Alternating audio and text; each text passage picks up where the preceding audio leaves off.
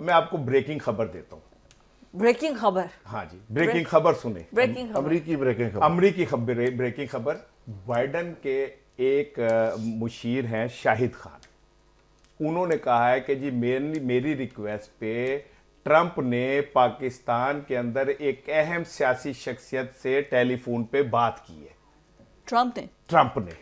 اچھا, اب اس بات کی تصدیق ساجد تارڑ جو کیا کہتے ہیں مشیر کہلاتے ہیں تو رہ چکے ہیں, جی انہوں نے بھی کی ہے. وہ کہتے ہیں ہاں جی بات ہوئی ہے, ٹرمپ نے فون کیا ہے, ٹرمپ کی کسی سیاسی شخصیت سے بڑی اہم بات ہوئی, اور انہوں نے کہا, ساجد تارڑ نے کہا کہ میں یہ نہیں بتاتا کہ کیا ہوگا لیکن کچھ نہ کچھ ہوگا. اب میں اتنی بڑی خبر آپ کو دے رہا ہوں, یہ دو شخصیت سے بات ہوئی, ٹھیک ہے نا, اہم ترین وہ تو ایک ہی سیاسی شخصیت ہے جو ان کی فیورٹ ہے, وہ جیل میں ہے. اچھا نہیں, اہم ترین سے اگر تم سمجھتے ہو کہ پاکستان میں صرف عمران خان ہے تو بات ٹھیک ہے تمہاری, ویسے میں ایک بات کر رہا ہوں, ٹھیک ہے نا.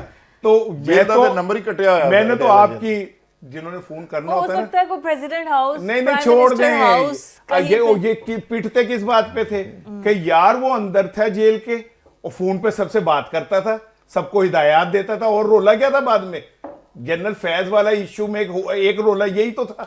جنہوں نے بات کرنی ہوتی ہے نا بھائی وہ بات کر لیتے ہیں, ایسی کوئی بات نہیں. جو دل ول لینے کا ڈھب جانتے ہیں وہ ترکیب ورکیب سب جانتے ہیں.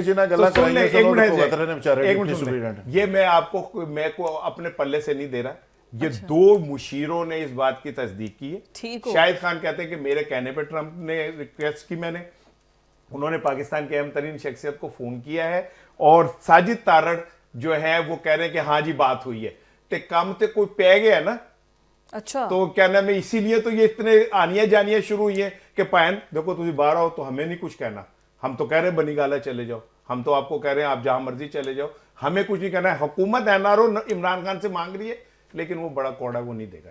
این آر او حکومت کو نہیں ملے گا, ٹھیک ہو گیا جی. یہ تو رہی رانا صاحب کی بات, but at the end eventually اگر تو پولیٹیکل سٹیبلٹی نہیں آتی ہے تو اکنامک سٹیبلٹی نہیں آئے گی. اور مجھے یہ سمجھ نہیں آ رہی کہ مذاکرات یہ کس بنیاد پر کریں گے جب وہ کہہ رہے ہیں کہ ہمارے دو بنیادی مطالبات ہیں کہ آپ ایک تو جوڈیشل انکوائری بنا دیں تاکہ پتہ چل جائے, کیونکہ وہ الزام لگا رہے ہیں پی ٹی آئی والے کہ جو اوریجنل فوٹیجز ہیں وہ چوری کی گئی ہیں, اور جو ریئل کلپریٹس تھے 9 مئی والے ان کو جو ہے وہ تو سزائیں سنا دی گئی ہیں 10-10 سال, جن میں ان کے بھانجے بھی شامل ہیں.